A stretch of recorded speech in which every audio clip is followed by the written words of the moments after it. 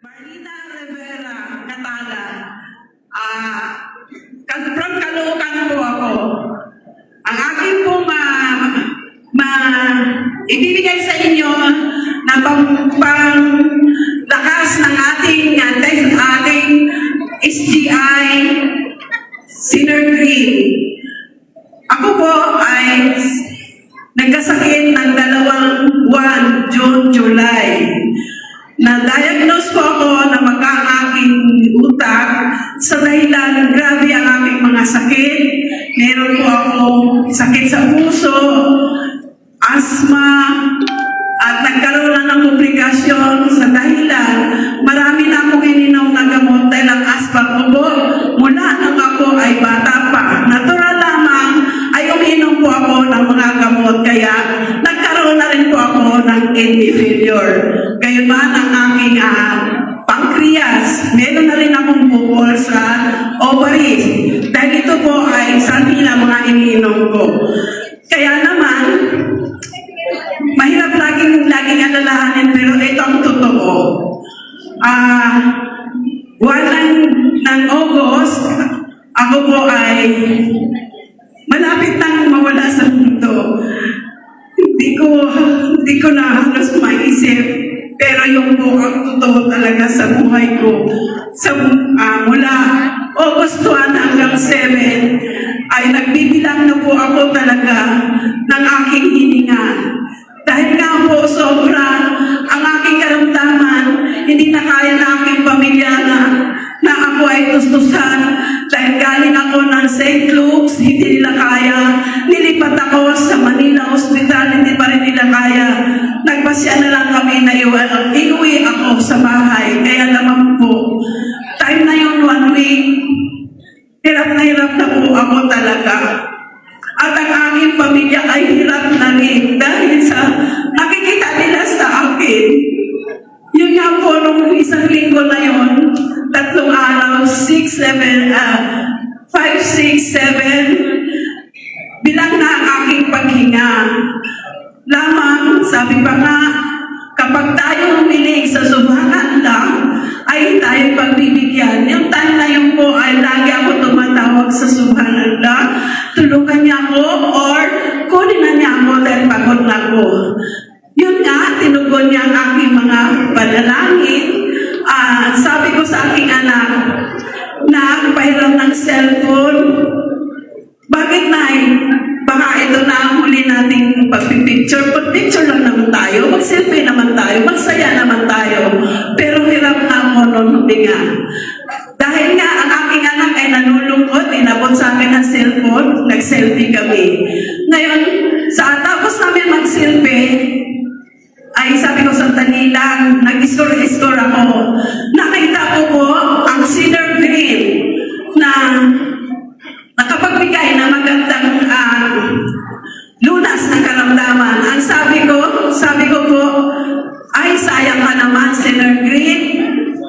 Huli ka na dahil hirap na ako huliin. Hindi kita matitikman. Kaya lamang, naklik ko po kung sino nag-post noon. Ang nag-post ko noon ay si Rob Santos III. Kaya naman po, na naklik ko at tumawag siya sa akin. Ngayon, nag-usap kami. Sabi ko, Sir, ano po ba talaga ang Cedar Green?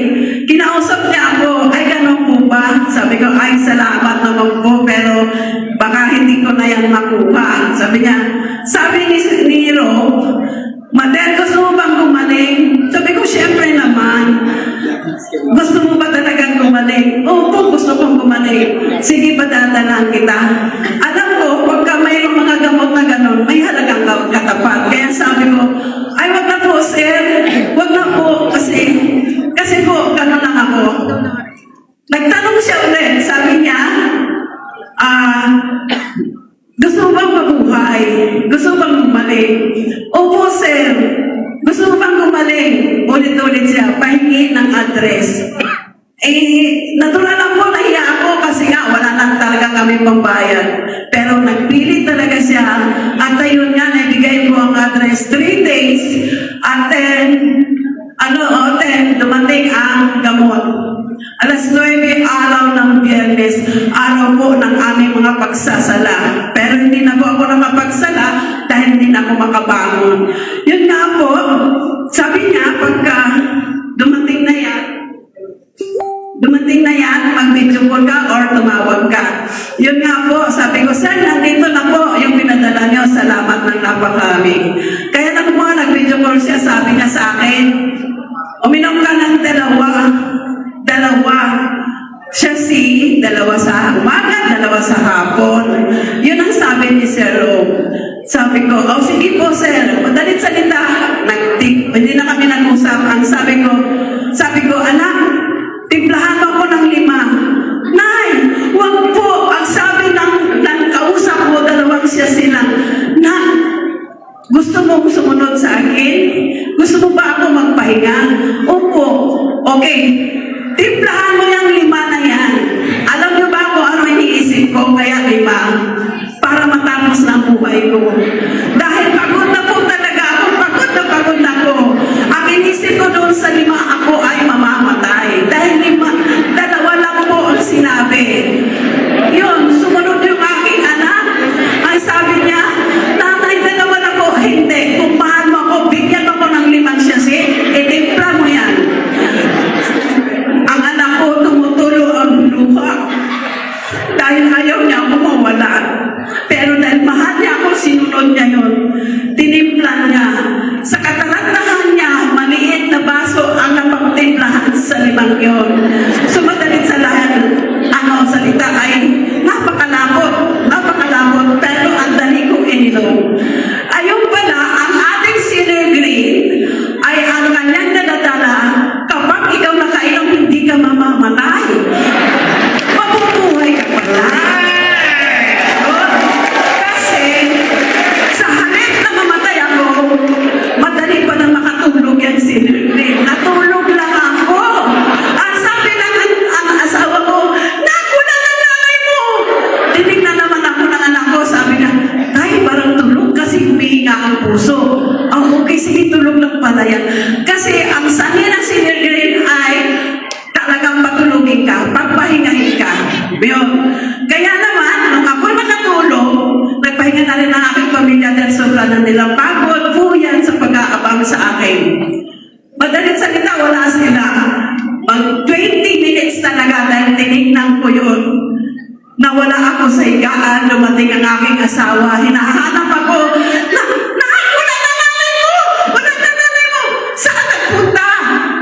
Yun. Ako po ay nakatayo agad-agad within 20 minutes. Salamat sa sumunanda. Yun. Kaya naman po, hinanap nila ako, nasa banyo po ako. Nagulat sila, galing sila takbo. Sino naghatid sa'yo? Wala, ako lang. Tumayo ako. At lumakad na mag-isa. Talaga, nahin po, huwag na kayo mag-alala. Buhay ako, hindi ako namatay. Ayun. Kaya naman sa tuwa, nagtanghalian agad kami. Kumain ako, maganda ang pagkain ko na. Tapos noon, sabi ko, maligo ako pala, sabi ko ganyan. Sasamahan kita, sabi ng asawa ko, wag na, kayang-kaya ko na. Madali lang ang pagkaligo ko, nagpahinga muna ako. Tinitingnan ko yung Sinner Green. Nabalitaan ko aking friend na nandito na, isa na rin siyang kilid. Pinunta ko agad. Noong araw na yun, 10. Nabuhay ako alas 12. Alas 3 na sa kanila ako. Nagulat siya sa dahilan. Isa siya na tumulong sa akin nung ako'y karamdaman. Alam niya kung ano ako. Nandito ko silang lahat na nakakita sa akin na namaga ang aking katawan. At wala na talaga. Kaya pagdating ko sa kanila, ang sabi ng aking friend na nandito, nag-ilit na rin siya, ay! Sino ka ba? Makapunto ka na! Kasi pagkaalam niya, wala na ako. Mamamatay na talaga ako. Hindi ako multo-breed. Ito yung nagpagaling sa akin, Sinner Green. Kaya tikman mo na rin! Right! Mabuhay ang Sinner Green. Kinuha niya ang kalahati. Kalahati ang kinuha niya. Kasi asawa rin niya namamaga pa. Ayun. Kaya po siya nag-ilit. Narito siya. Hindi lang yan ang aking nakamtan.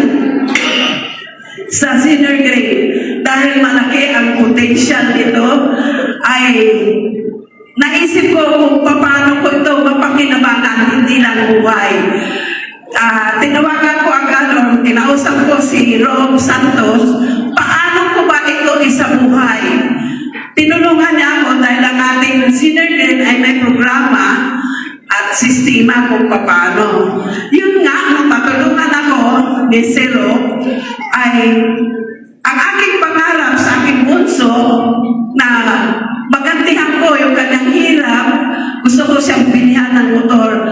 Within 19 days, nabigyan ko po ng motor ang aking anak. Kaya po, sobra ang aking pong pasalamat sa SGI Senior Green. At hindi pa dyan nagtatapos dahil tayo gumagawa ng kabutihan, hindi tayo gumagawa ng anumang kasamaan. Kaya maraming mga tao na ating nahikayat. Kaya naman nakapagpatayo kami ng aking init, ng aking doktora na kaibigan, ng munting clinic kung saan yung mga tao na may karamdaman ay doon na po na papacheck up. Yun po ang aming